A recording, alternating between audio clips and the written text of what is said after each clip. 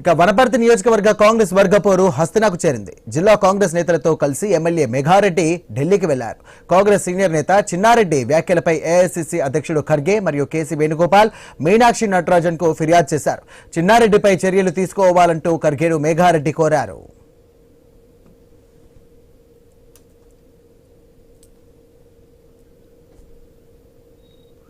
Right, Wanaparthy నియోజకవర్గ Congress party వర్గపోరు panchayat హస్తనకు చేరింది.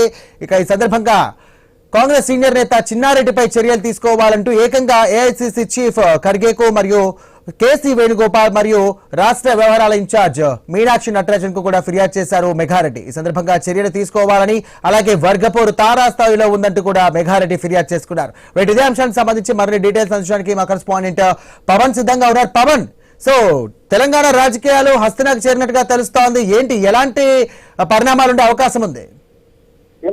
మరోసారి తెలంగాణ కాంగ్రెస్ లో వర్గపోరు చెలరగింది అనుకోవచ్చు. ముఖ్యంగా వనపర్తి నియోజకవర్గానికి సంబంధించిన ఇద్దరు నేతల మధ్య ఉన్న పంచాయతీ అటు హస్తినాకు చేరింది. ఇప్పటికే మెగారెడ్డి అటు ఏఐసీసీ అగ్రనేతలను కలవడానికి వెళ్ళింది. ఇక్కడ ముఖ్యంగా అయితే చిన్నారెడ్డికి సంబంధించిన అనుచరులు పూర్తి స్థాయిలో బీఆర్ఎస్ నేతల్ని కలుపుకొని వెళ్తున్నట్టుగా కాంగ్రెస్ పార్టీ నేతలకు అన్యాయం చేస్తున్నారని తన వ్యాఖ్యలు చేయడం, చిన్నారెడ్డి అదే విధంగా మెగారెడ్డికి అటు వ్యతిరేకంగా తన వ్యాఖ్యలు చేయడం, ఏ విధంగా అయితే అంటే రేవంత్ రెడ్డిని కానీ కాంగ్రెస్ అని అటు ఉద్దేశిస్తూ డబ్బు సంచులు తీసుకొని మెగారెడ్డి లాంటి వాళ్ళకు అటు సీట్లు ఇచ్చిందని చెప్పేసి కూడా చిన్నారెడ్డి వ్యాఖ్యలు చేయడం జరిగింది. చిన్నారెడ్డికి ఇప్పటికే షోకాజ్ నోటీస్ కూడా గాంధీ భవన్ నుంచి అందిన పరిస్థితి అయితే కనిపిస్తుంది. అయితే ఈ రోజు అటు చిన్నారెడ్డి వెనుక ఉన్న నేతలంతా కాంగ్రెస్ నేతలని చెప్పేసి కూడా తన బల ప్రదర్శన నిరూపించుకోవాలని కాంగ్రెస్ పార్టీ అయితే గాంధీ భవన్ కి చిన్నారెడ్డి ప్రధాన అనుచరులు అలాగే తన బల ప్రదర్శన కోసం చాలా మంది నేతలు కూడా గాంధీ భవన్ కి రావడం జరిగింది. గాంధీ భవన్ మెట్ల మీద చిన్నారెడ్డికి అనుకూలంగా అటు నినాదాలు చేపట్టడంతో పాటు అలాగే మెగారెడ్డికి వ్యతిరేకంగా కూడా నినాదాలు చేపట్టడం జరిగింది. ముఖ్యంగా ఇక్కడికి వచ్చిన నేతలు మాట్లాడతాం, చిన్నారెడ్డి అనుచరులు మాట్లాడుతూ దాదాపు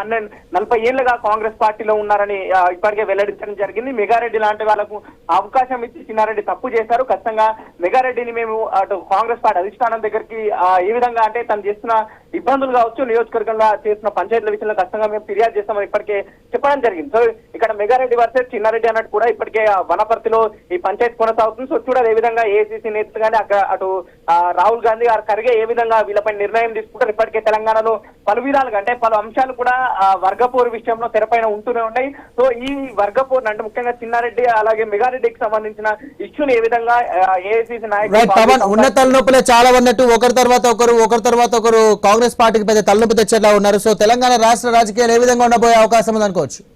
ఇప్పటికంటే ఇందాక మీరు అన్నట్టు వర్గపోరు కంటిన్యూగా కొనసాగుతుంది. ముఖ్యంగా ముందుగా చామల కిరణ్ కుమార్ రెడ్డితో అటు ఏసు మందుల సామ్యాల్ అనుచరులు గొడవ కావచ్చు, ఆ తర్వాత ఎవరైతే రాజగోపాల్ రెడ్డి మందుల సామ్యాల్ గొడవ కావచ్చు, గతంలో పొంగులేటి కొండా సురేఖ గొడవ కావచ్చు, కంటిన్యూ ఒకరి తర్వాత ఒకరు కంటిన్యూ వర్గపోరు అంటే అంటే ఎవరు బలం ఎక్కువ ఎవరు బలం తక్కువ అనే విధంగా కూడా ఒకరినొకరు నిరూపించుకున్న పరిస్థితి కనిపిస్తుంది. ప్రస్తుతానికైతే కాంగ్రెస్ అంటే అధికార పార్టీ కాంగ్రెస్ లో ఇట్లాంటి లుకలుకలు నడుస్తున్న విషయాలైతే బహిరంగంగా ప్రజలకు తెలవడం కావచ్చు. కాంగ్రెస్ పార్టీ కార్యకర్తలకు ఎవరైతే కొండ సుష్మిత అన్నట్టు హత్య కాంగ్రెస్ వాళ్ళకైతే కొంత ఇబ్బందిగా మారింది. అంటే ఇతర పార్టీ వాళ్ళు స్టేట్మెంట్స్ ఇచ్చినప్పుడు వాళ్ళని మనం కౌంటర్ ఇచ్చే పరిస్థితిలో ఉండాలి, కానీ మనమే డిఫెన్స్ లో ఉన్నామని చెప్పేసి కూడా ఇప్పటికే అటు కాంగ్రెస్ కార్యకర్తలకు వైపు ఆవేదన వ్యక్తం చేయడం జరుగుతుంది. సో ఈ రోజు కూడా మనం చూసాం కొండ సుష్మిత ఇష్యూలో దాదాపు 18 మంది ఎమ్మెల్యేలు కూడా అసెంబ్లీ హాల్లో కొండ సురేఖకు వ్యతిరేకంగా ప్రెస్ కాన్ఫరెన్స్ పెట్టడం కావచ్చు. చిన్నారెడ్డి మెగారెడ్డి ఒక్కసారిగా బహిరంగంగా ఈ విభేదాలు బగ్గుమానడం కొంత కాంగ్రెస్ పార్టీని ఇబ్బంది పెడుతుంది. అది ఇప్పటికైతే అటు టీపీసీసీ అధ్యక్షుడు ఉన్న మహేష్ కుమార్ గౌడ్ కూడా కొంత అంతంత మాత్రాన్ని అక్కడికి స్పందిస్తూ వెళ్ళిపోతుందని సీరియస్ గా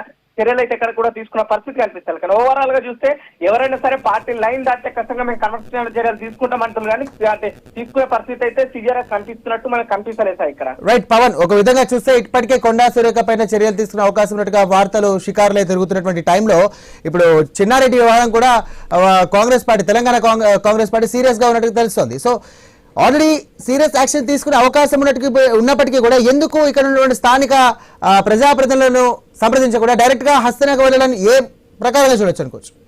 అంటే ఇప్పటికే చిన్నారెడ్డి చేసిన వ్యాఖ్యలు అంటే డబ్బు సంచులు తీసుకొని మెగారెడ్డి లాంటి వాళ్ళకి టికెట్లు ఇచ్చారని చెప్పేసి కూడా ఒక వీడియో ఏదైతే వైరల్ అయిందో ఆ వ్యాఖ్యలకు కాంగ్రెస్ కమిషన్ కమిటీ ఇప్పటికే షోకాజ్ నోటీసులు ఇవ్వడం జరిగింది. షోకాజ్ నోటీసులకు 3 రోజుల వివరణ ఇవ్వాలని చెప్పేసి కూడా చిన్నారెడ్డికి Congress party commission committee notice ఇచ్చిన సందర్భంలోనే ఇక్కడ మెగారెడ్డి హస్తినాకు చేరుకోవడం జరిగింది. అంటే ఇక్కడ ముఖ్యంగా వనపర్తి నియోజకవర్గంలో చిన్నారెడ్డి ఇబ్బంది పెడుతున్నారు, మెగారెడ్డి నాయకులకు తెలియజేయడం కావచ్చు, మెగారెడ్డి ఇబ్బంది పెడుతున్నారు, మెగారెడ్డి అక్కడ కాంగ్రెస్ పార్టీ కార్యకర్తలకు అన్యాయం చేస్తున్నారు, చిన్నారెడ్డి నాయకులకు తెలియజేయడం.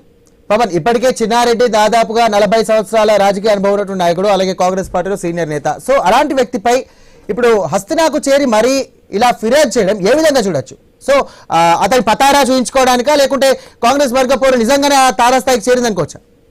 ఒకవైపు కాంగ్రెస్ పార్టీ వర్గపోరు తారాస్థాయికి చేరిందని చెప్పేసి మనం అనుకోవచ్చు. రీసెంట్ గా జరుగుతున్న కొట్లాటలు సాధారణంగా సరే కాంగ్రెస్ పార్టీలో ఎవరికైనా ఇబ్బంది ఉన్నప్పుడు, ముఖ్యంగా ఇక రేవంత్ రెడ్డి గానీ మహేష్ కుమార్ గౌడ్ గానీ మిగతా సభ్యులు అందుబాటులో ఉన్నప్పుడు వాళ్ళకి ఫిర్యాదు చేసే అవకాశం ఉంటుంది. ఒకవేళ ముందుగా వాళ్ళకి ఫిర్యాదు చేసినా పట్టించుకోకపోతే డైరెక్ట్ హస్తినాకి వెళ్ళే పరిస్థితి అయితే కనిపిస్తుంది. మరీ ముఖ్యంగా చిన్నారెడ్డి రేవంత్ రెడ్డికి మరీ దగ్గరగా ఉన్న వ్యక్తి కాబట్టి, దాదాపు 40 ఏళ్లుగా కాంగ్రెస్ పార్టీలో వ్యక్తి కాబట్టి రాష్ట్ర నాయకులు కాస్త పట్టించుకోలేరు. మేబీ కంప్లైంట్ చేస్తే తీసుకోరు, అంత సివియర్ గా చర్యలు తీసుకోలేరేమో అని చెప్పేసి ఒక క్వశ్చన్ మార్క్ ఉందేమో మెగారెడ్డికి. అలా అందుకే మెగారెడ్డి అటు హస్తినా వైపు చూసారు. కేసీ వేణుగోపాల్, మీనాక్షి నటరాజన్, అక్కడ రాహుల్ గాంధీ ఖర్గే గారికి మేబీ విషయం ఎక్స్ప్లెయిన్ చేసే అవకాశం ఉందనే అంశం కూడా ఒకవైపు కనిపిస్తుంది మనకు. రైట్, చివరిగా పవన్, ఒక విధంగా చూస్తే కనుక ఈ తలనొప్పులు సో కాంగ్రెస్ పార్టీకి తప్పవన్నట్టుగా భావించవచ్చా? ఇప్పుడైతే ఖచ్చితంగా తప్పవనే అనుకోవచ్చు. ఒకవైపు కంటిన్యూగా గొడవల నేపథ్యంలో, ముఖ్యంగా అంటే అధికార పార్టీ ఇంత గొడవలతో సతమతం అవుతున్నప్పుడు అధికారాన్ని ఏ విధంగా ప్రజలకు పాలన ఏ విధంగా సుభిక్షంగా అందిస్తున్న అంశం అయితే కష్టంగా తెరపైంది. మరోవైపు సాధారణంగా ప్రతిపక్ష పార్టీలో పార్టీ అధికారం నుండి ఓడిపోయిన తర్వాత ఇట్లాంటి గొడవలు వర్గపోరు తెరపైకి వస్తాయి. అధికారం ఉన్న పార్టీ వర్గపోరు అనేది చాలా పెద్ద అంశం. ఒకవైపు పార్టీ కార్యకర్తలనే కాదు, ప్రభుత్వం పైన కూడా ఈ వ్యతిరేకత ఏర్పడే అవకాశం ఉంది. అంటే పార్టీలోనే సక్రమంగా నాయకులు లేకపోవడం, ప్రజలకు ఏ విధంగా పాలన అందిస్తారనే అంశం కూడా తెరపైకి రావడం కావచ్చు. వచ్చే జెడ్పీటీసీ, ఎంపీటీసీ ఎన్నికల విషయం వాటిపైన ప్రభావం పడే అవకాశం. మరి ముఖ్యంగా 3 GHMC ఇప్పుడు ప్రస్తుతం మున్సిపల్ ఈ గ్రేటర్ హైదరాబాద్ ప్రస్తుతం 3 మున్సిపల్ కార్పొరేషన్ ఎన్నికల్లో కూడా ఈ ప్రభావం ఖచ్చితంగా పడే అవకాశం ఉంది. సో దానికి రేవంత్ రెడ్డి గారు 23న రిటర్న్ వచ్చిన తర్వాత ఏ విధంగా యాక్షన్ తీసుకుంటారు, ఎవరెవరైతే ఇబ్బందిగా మారుతులు పార్టీగా వాళ్ళపై చర్యలు తీసుకుంటారా, లేకుంటే మళ్ళీ ఇప్పటిలాగే కాంగ్రెస్ ఒక స్వతంత్రమైన పార్టీ, స్వేచ్ఛ ఉన్న పార్టీ, దాంట్లో ఎవరైనా ఇంట్లో గొడవలు ఉంటే కామన్ మేము సరిపుచ్చుకుంటామని స్టేట్మెంట్ ఇచ్చి తప్పించుకుంటారనే అంశం కూడా మనం వేచి చూడాల్సిన అవసరం అయితే ఖచ్చితంగా ఉంది. Right, thank you Pawan.